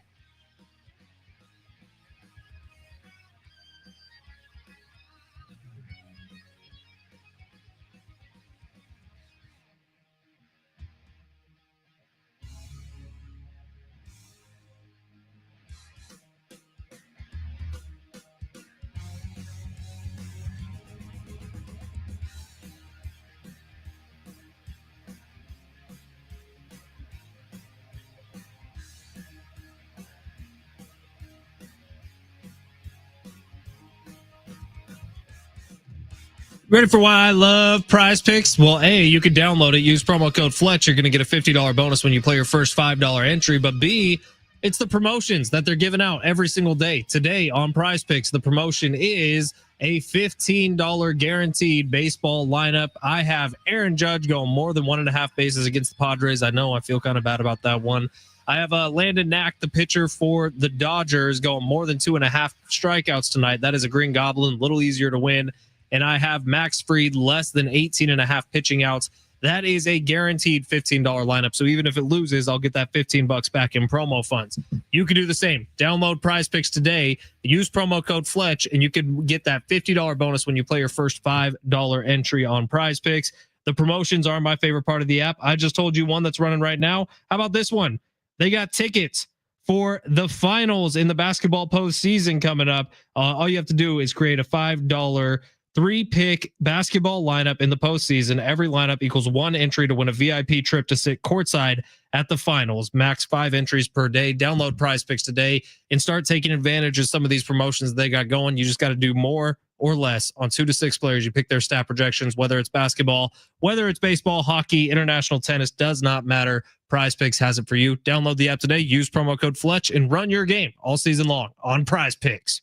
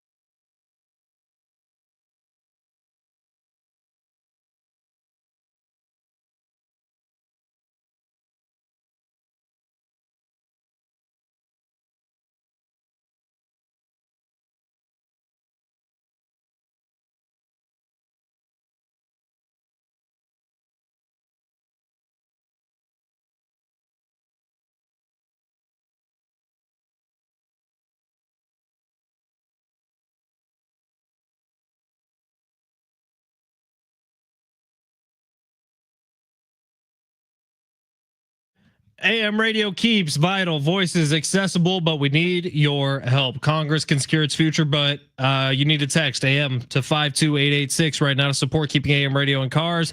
Tell your member of Congress to pass legislation now and keep AM radio in cars. Standard message and data rates do apply.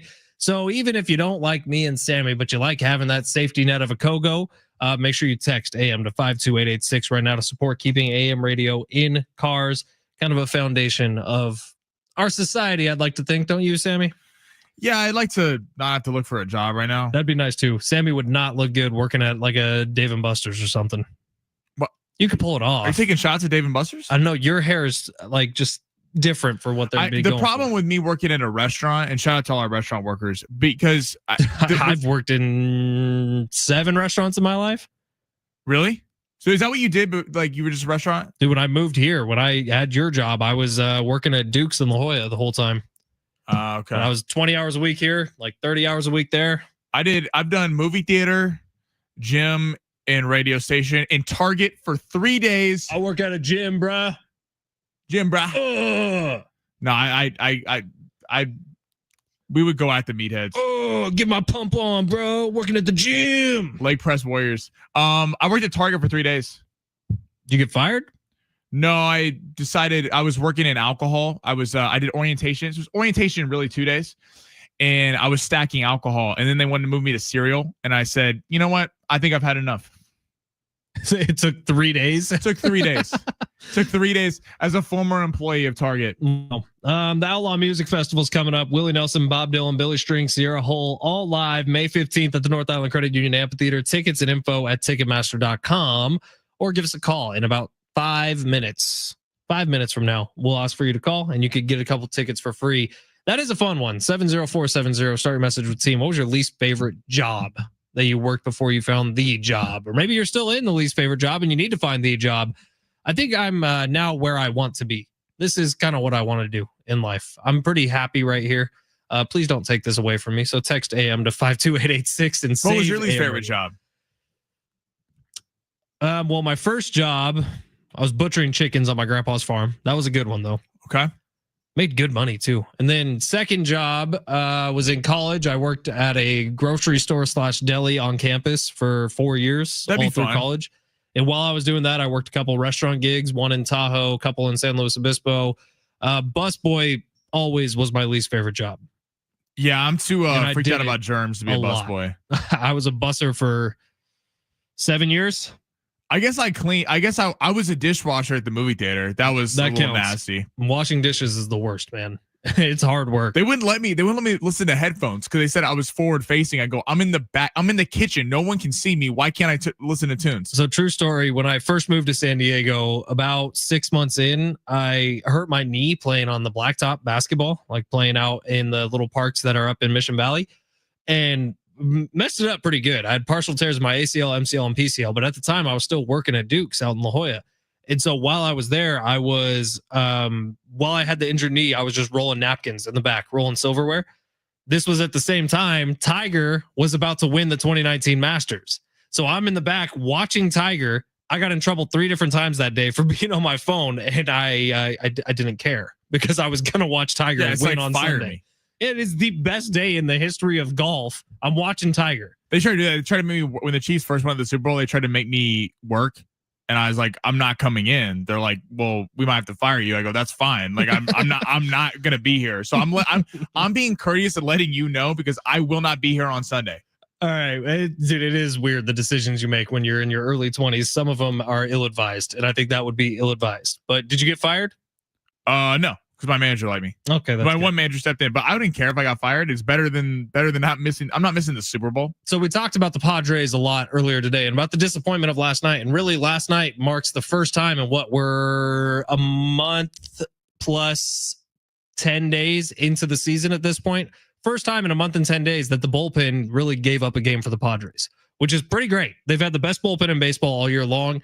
Last night, not so much. Morejon gives up 4 runs. Wandy Peralta gives up the grand slam plus a couple runs. It was a bad look for the Padres bullpen last night. We'll see if they can get it back on track today. But that kind of dominated the storyline. Meanwhile, Jackson Merrill made his return last night, and he looked like Jackson Merrill. He had a couple hits, scored a run. He looked great out on the field. good to see the kid, Jackson Farrell Merrill, back out with the Padres playing some good baseball. Yeah, and that's why we're not going to overreact to that loss last night, because it was Merrill's first day back. The bats were fine. They weren't great, but they were fine. They scored 3 runs, so it was tied heading into the 7th. So you're not going to sit here and go, they didn't score. You would have liked to see a little bit more, but on the road against a good baseball team, 3 runs, you're going, okay, heading in the 7th. Especially when you have Michael King go 6, give up 1 earned run, and then 1 error from Fernando. Like, I would have been more concerned about last night had King got lit up. Same. And the bullpen shut it down, but he gave up 7 runs, which didn't happen. I'm counting on the fact that we've seen, what are they, 23 and 12, something like that. So I believe so. I failed math. 35 games of data we've had that the bullpen's been really good. So yes, was Wandy Peralta not good? He wasn't. Was Morejon good? No, he wasn't. But do I expect that to continue until this becomes a trend? I'm not going to sit here. We have seen a little bit of a trend. If we're gonna nitpick and get into this, the bullpen hasn't been quite as good on the road, which is understandable. You're playing at Petco Park. You're playing with some of the greatest fans in the world, and you got this super loud ballpark with you. The bullpen hasn't been quite as good there. We've seen the real dominance be at home, but that's going to happen again.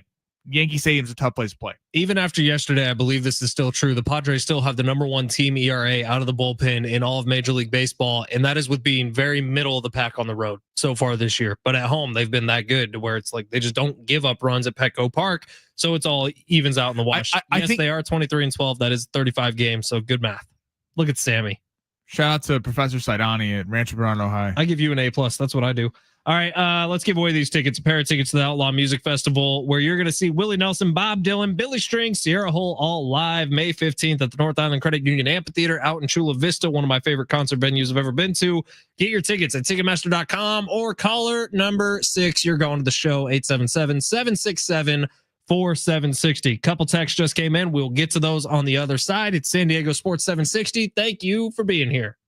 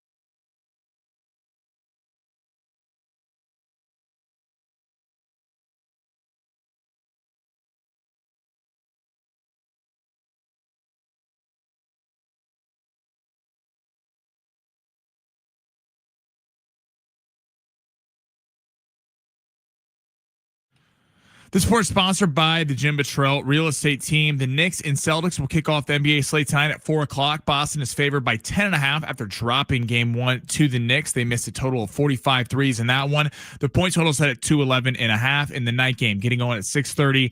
The Nuggets will be in Oklahoma City taking on the Thunder after the Nuggets won game one as well. Oklahoma City favored by 10.5 with the point total set at a high number of 230.5. Would you like to know what your home would sell for today? Get a simple text message with your home's value by texting your address to 855-600-6000. You'll get no phone call, just a text. Jim Buttrell has the buyers. Simply text your address to 855-600-6000.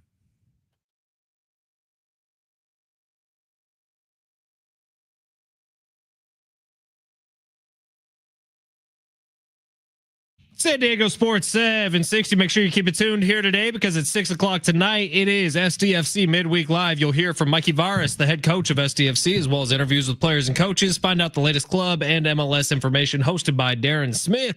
SDFC Midweek Live every Wednesday night, 6 o'clock right here on your home for SDFC San Diego Sports 760. D. Smith doing a really great job with that show. And they're coming off a big win, 5-0. Over FC Dallas, sending them boys back to Tejas. And they lit them up on Saturday. That was good stuff, man, at Snapdragon Stadium. It's really cool living where I do. I hear a lot of what happens at Snapdragon Stadium. And if I'm like power ranking noises that I've heard come out of that stadium, I think Red Hot Chili Peppers is still number one. That was a loud ass concert. Pink might be number two. Pink was really loud as well. SDFC, that win over, or really their inaugural home match was probably the loudest that place got, but that win over FC Dallas, it was loud all night and it was raining. So when I was driving home that night and I was kind of in the traffic of the crowd trying to leave Snapdragon Stadium, people were still going crazy out in the parking lot. So very, very cool what's going on with SDFC. Yeah, I know we talked about it, but it's if you haven't been out to a game yet, try to go out there because it's fun. Whether you're into soccer, if you've never tried it before, that was my first MLS game. I really enjoyed it. I never been to a soccer match. It was great. It was really fun. It was so cool. All the chants. I wish I knew more of them, but I think they won 3-0 in that one. Yeah, Sammy had an over-under going on the game. I had an over, and SDFC hit it by themselves. So shout out to SDFC. Also, just walking around the halls here at iHeart San Diego, I just saw Sandy Lemcooler, who, if you've listened to the station for the last few years, you know that around Thanksgiving time every year, we do the Warrior Foundation Freedom Station live broadcast. It is confirmed we're doing that again this year. One of the coolest charities that we do anything with. But the Warrior Foundation Freedom Station, they got some big, big news coming up soon that I'm sure you will hear about right here. But warriorfoundation.org is where you go. That is a year-round program. It's like 95 cents on every dollar goes straight into the pockets of our veterans that Sandy Lemcooler and the entire Warrior Foundation Freedom Station team take care of at the different freedom stations throughout San Diego. One of the coolest programs that we have here in this town. One of the things that makes San Diego special. So go give that a shout online. Just saw Sandy. She brings a smile to your face every time you see her. And she's always very open to the public and willing to talk about exactly where the money goes with their donations. She is the best. All right, 2 games coming up tonight. We got the Boston Celtics taking on the New York Knicks. Celtics down 1-0 in that series, which was a little bit of a shocker. Sammy, you brought up the stat earlier. How many threes did the Celtics miss in their first game? 45 threes. Dude, it's absurd that teams take 45 threes in a game. And they lost by 3 points. To miss 45 three-pointers in a game, is that damning for the New York Knicks moving forward? Like, that was your best shot to win a game. You won the one, but is it going to be a little trickier moving forward? Listen, Boston probably wins the series. I'm not going to sit here and lie to everyone, even though I'm pulling so hard for the Knicks. But Boston has... Well, you don't like the Celtics? Why? Hate them. Why would you not like the Celtics? That doesn't make sense. Do you really not know why? Sammy's a Lakers fan, if you didn't know. Yeah, we know. Marshall and I sitting here. We don't like Boston. But yes. But anything green is gross. But no, I mean, it was 45 missed threes. That was a rough night. I think Boston probably wins this one going away tonight. I think the series really starts back up again in game 3 because it gets interesting at the Garden. They have a massive home court advantage. It's a tough place to play. It's going to be super loud. And Boston has shown, I mean, they won the title last year, but the Magic in the first series gave them some problems. The Magic won game 3. They probably should have won game 4 if they closed it better. Game 1 was close as well. So this isn't quite a dominant team. They're not really using their size to their advantage. But in that game 1, when they were up 20 in the game, they had 20 possessions while the Knicks were making their run. 19 of the 20 were 3-pointers attempted. I mean, how is Joe Mazzulla not calling a timeout? Not calling a timeout and going, what are you doing? I mean, you are the better team. You have more playmakers on the team. Why are you not trying to go in and get foul calls, especially against a team where you know Thibodeau only plays 8 guys? That's it. So if you get them in foul trouble, Hart and Karl-Anthony Towns got 2 apiece early.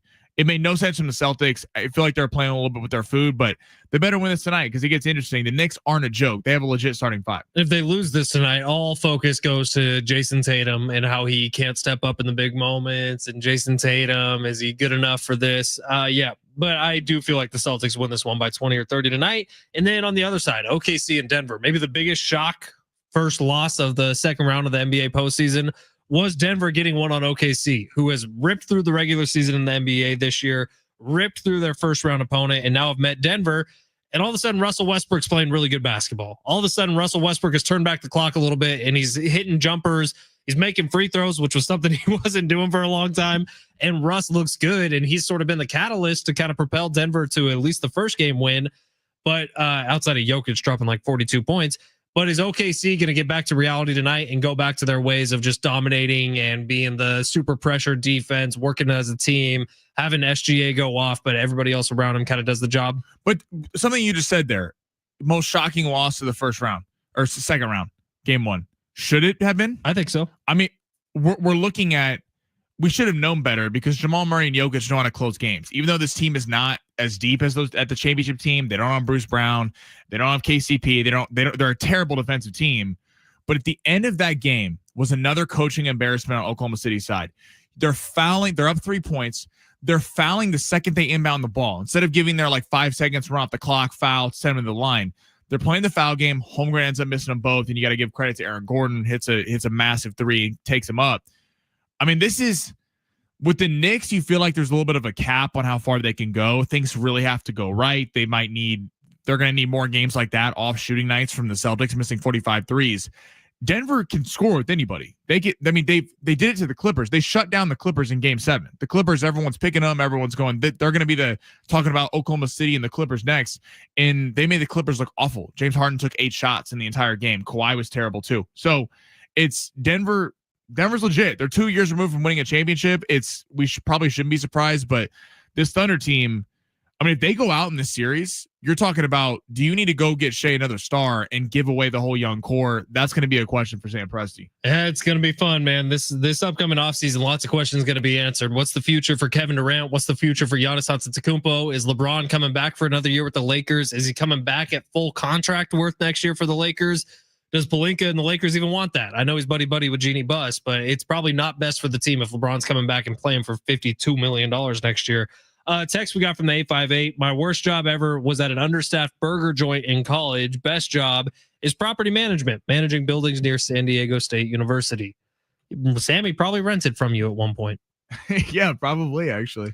Habit. Good burger. I have actually one of my guy I know runs the kitchen at a Habit. It is a good burger. Habit got voted the best fast food burger in America recently. Did you? Everyone can chime in on this. 704-70 start match with team. It started alarming me in high school when I would have friends or people I knew who'd be like, "Oh, I'm working at Subway. I'm working at McDonald's." Like, come in. And I go, "I've seen how you prepare food. I've seen you in real life. I don't trust you with my food." Dude, I'm pretty sure I can say this 100%. The reason I am married to who I'm married to is because I worked in a deli in college, and every day when she would come into that deli, I would give her a free sandwich or a free crepe. I didn't know that, because we had a crepe machine at one point. Well, she worked there too, and so every day when she would come in as I was kind of going out, that's how we met. That's how we started interacting. But I would have it ready to go for her. And I think it was my cooking skills that sealed the deal because I'm not much of a looker. I don't know if you know that, Sammy, and she is. She's very pretty. Craziest stat from last night.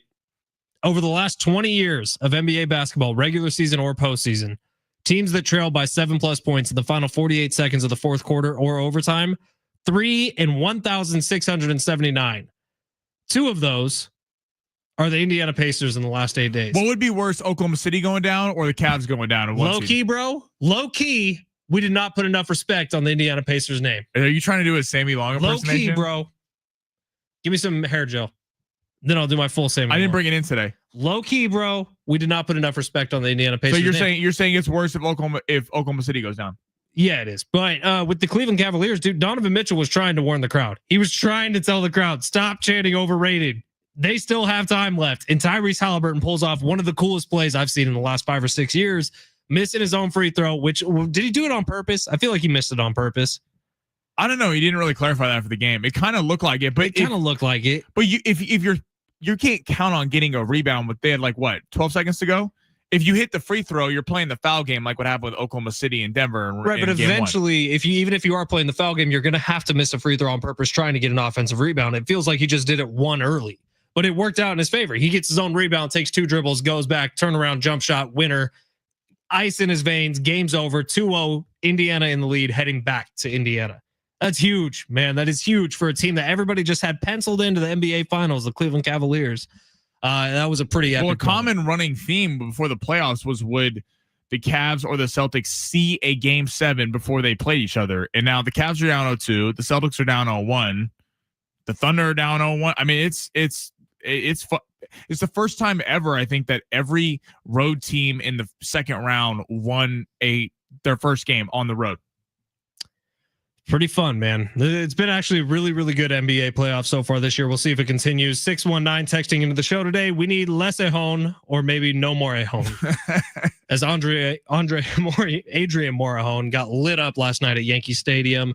We'll see if he makes his way back. What's the less for Peralta? We got to do a rhyme there. Yeah, I mean, Wandy. What's interesting about the Padres is I think why the bullpen's been so good is you have Suarez and Adams. So you have most teams. Like you go back to that Dodger team that the Padres beat in 2022. You look at the Dodgers had a disgusting bullpen, but they had I'm blanking on the Philly closer, Craig, whatever his name was. The closer wasn't there. The Padres have a setup man and a closer. So even though you're gonna go through struggles like this, Morahone last night, Peralta last night, we've seen Estrada's been great all year. Had a little bit of a tough outing a week ago, but you'll live with that in the middle of the pen. Because I think the Padres have the talent there, especially pitching prospects coming up. And that's an easy prospect to acquire at the trade deadline is bullpen arms. Peralta needs to wander his way off the mound if he's going to give up 6 runs in 1 inning. It's too long. Try to have fun one time, Sammy. One time. All right, we're going to take a break. When we come back, our final segment of the day, we'll get you ready for John and Jim. We got thoughts on Last of Us Season 2, Episode 4, which they got right back on track after a lackluster Episode 3. We'll talk about it coming up next. San Diego Sports 760.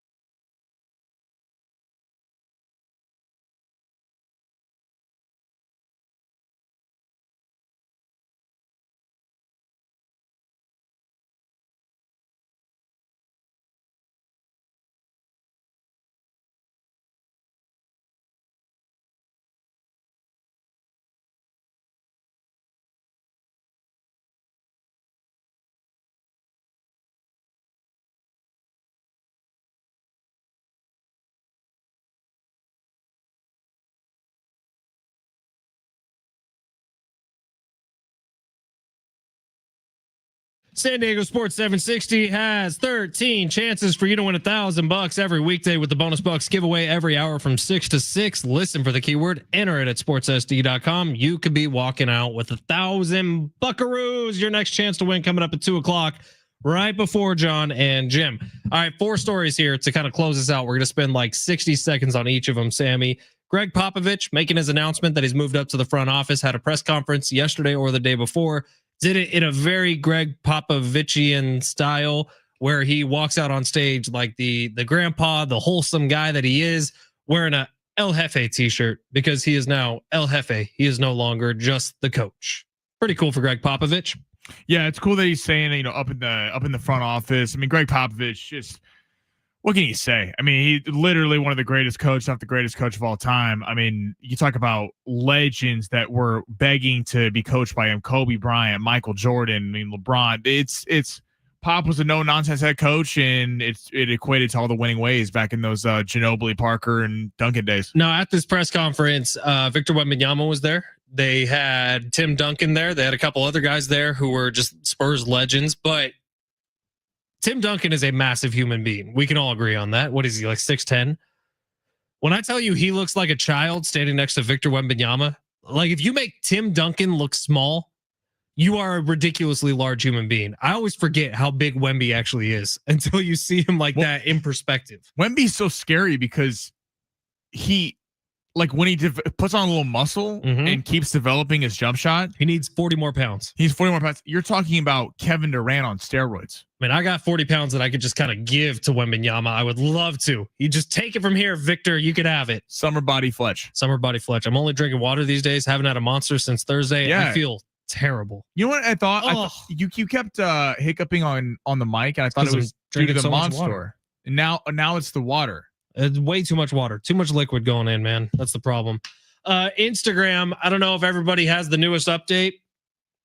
It's a weird one. Now, I will say this is on the Big Rich, TD, and Fletch account. So there are 3 people who have access to this account: myself, Rich Ornberger, and Travis Dale.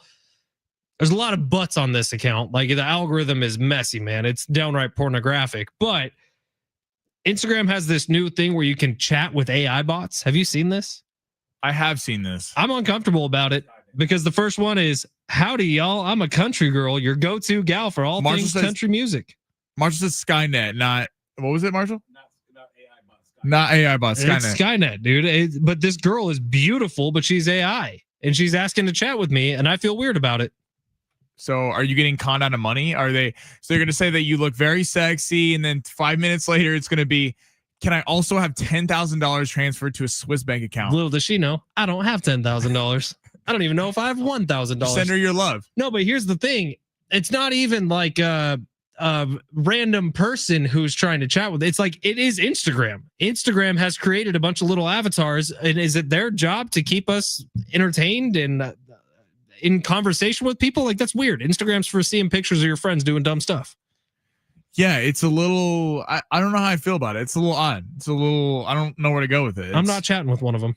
I won't do it. Well, it sounds like you have chatted with one of them. She just keeps popping up asking me to chat. I don't want to By chat. the way, who is responsible for all the pornographic material on that account? Is it Rich? Is it you? Is it Travis? I look at my own algorithm. I get sports and fishing videos. And I'm not even that big of a fisher guy, but I do like sports. I watch a lot. I'm guessing Travis Dale. I think Travis Dale is responsible for the pornographic material. You know what I get a lot of is all-inclusive resorts down in Cancun and in Cabo, because they know me and they know that that's what I want.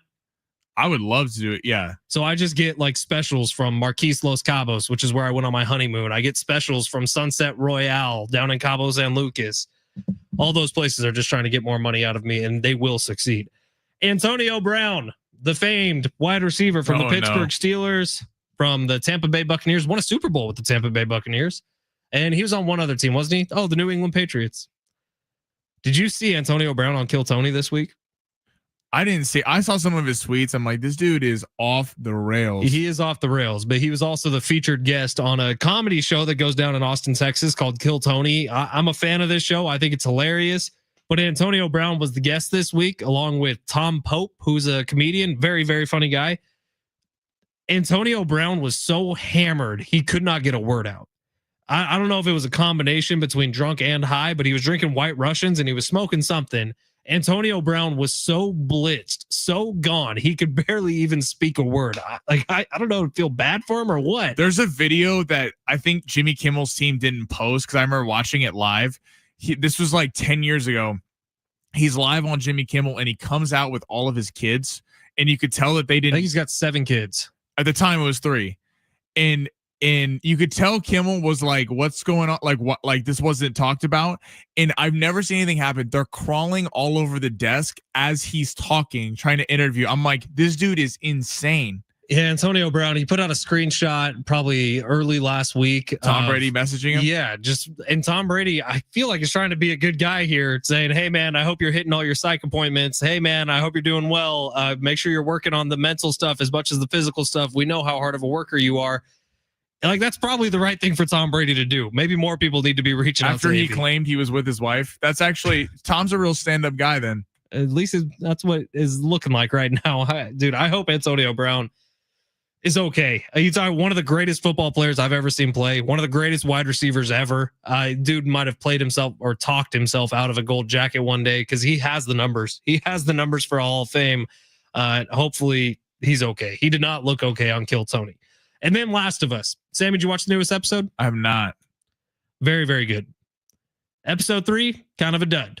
The one after all the stuff happened. Episode 3, dud. Episode 4, awesome. They hit the action in the best way possible. They took a scene directly from the video game. If you played it, put it into movie form. Oh, it was so good. I'm really mad you didn't see it, so we can't talk about it. Well, we can't talk about it anyway. You always bring this up, and then it's like we can't spoil it for people who haven't seen it. We can hint at it, and so here's my best job to hint at it. Like when you were trying to spoil the big surprise in episode 2. After the bum thing, I don't want to spoil anything. For anyone who hasn't seen episode 2, season 2, there's a mass stuff goes down. Yeah, and this guy ruins it for me because he's like, because you're hinting at it the whole show, and you're going, I'm not saying anything, but there's something big that happens, and then I'm like watching, and I'm like, but your of friends course, already ruined it for you. Your friends already told you that was going to happen. I got what's the biggest movie reveal I got? Star Wars. Dude, Mike Costa ruined Iron Man's death for me. Oh, yeah. Before you saw the movie? Like the day I was going to see the movie, and he was like, "Oh, isn't that the one where Iron Man dies at the end?" Dude, that's terrible. I got it spoiled in the episode. I was so pissed. And he said it on air. What? And I saw it like 2 days after it came out. So dude, he must have gone opening night. Mike, we gotta get Mike on. Dude, I got Han Solo's death spoiled for me. Who cares? The new Star Wars movies sucked. No, they didn't. They were garbage. That is such a Ben Fletcher take. The first one was all right. I like Rey. I like her character a lot. Everything else about the new ones, Adam Driver, 8 terrible. was bad. The 9, the 9, The Rise of Skywalker was a good movie. Is that the first new one that came out? It's the new trilogy, but right. 7, 8, 9. Okay, 7 I actually kind of liked. Right, 8 was not very garbage. good, and 9 was good. All right, that's it for us today. We got Star Wars out of the way. Oh, here's my tease for Last of Us episode 4. Underground, old subway, lots of zombies. Are you working for HBO now? Does that help? I would gladly work for HBO. I would love to work for HBO. What do you Padres win the rubber match tonight? I don't think so. Oh, doesn't think so. I think Max Fried puts How many innings did Dylan Cease goes? Dylan Cease goes 5, and he pitches better than we think he's going to pitch. Dylan Cease goes 5, gives up 2. Okay. I'm gonna go with the pause. I think Cease has a big performance, steps up in the big game. Max Fried goes 7, gives up 1. Oh, okay. San Diego Sports 760. John and Jim coming up next.